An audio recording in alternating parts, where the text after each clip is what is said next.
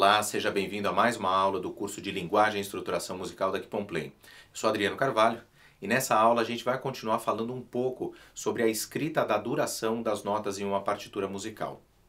Na última aula, a gente viu que para se grafar as durações, a grafia musical criou uma simbologia própria com diferentes desenhos que cada nota pode assumir e que mantinham uma relação proporcional de tempos em relação à pulsação básica da música. Esses símbolos foram chamados de figuras de valor ou figuras rítmicas.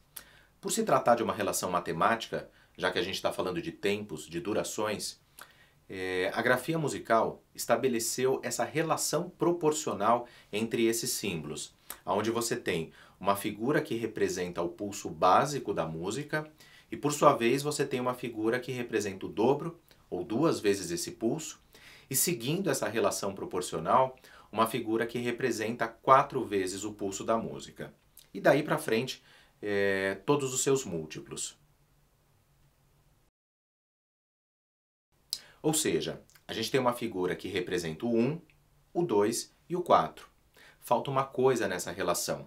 E é isso mesmo. Nesse sistema proporcional de figuras, não existe a figura que representa a terceira parte, ou 3 vezes o pulso. Se a grafia musical fosse desenvolver uma outra figura que representasse esse valor, essa relação de proporcionalidade ela ficaria comprometida. Para resolver esse problema, a escrita musical criou o ponto de aumento, que nada mais é do que um ponto colocado ao lado direito da nota e que funciona assim. Imagina que uma determinada música utiliza a figura de semínima para representar o pulso. Nesse caso, a mínima representaria 2 pulsos e a mínima, com o ponto de aumento, representaria 3 vezes esse pulso. E depois a semibreve com a duração de 4 pulsos. Vamos ver outro caso. Agora quem representa o pulso é a colcheia.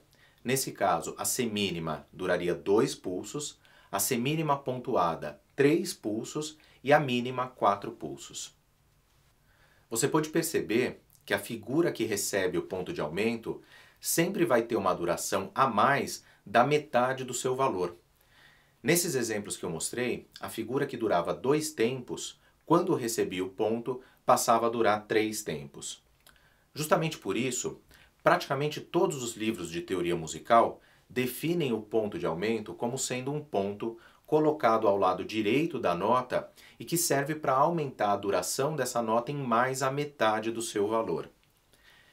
Embora essa definição ela esteja correta, se a gente levar em conta somente esse conceito, fica difícil da gente entender o real motivo do surgimento desse recurso e a sua relação prática com a música.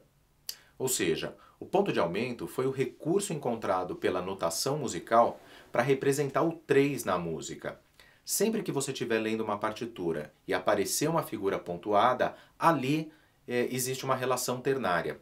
Seja ela uma relação ternária inteira ou dentro de alguma subdivisão. Na próxima aula, a gente vai falar sobre métrica musical e começar a entender um pouco mais como todos esses aspectos rítmicos se relacionam quando ouvimos uma música.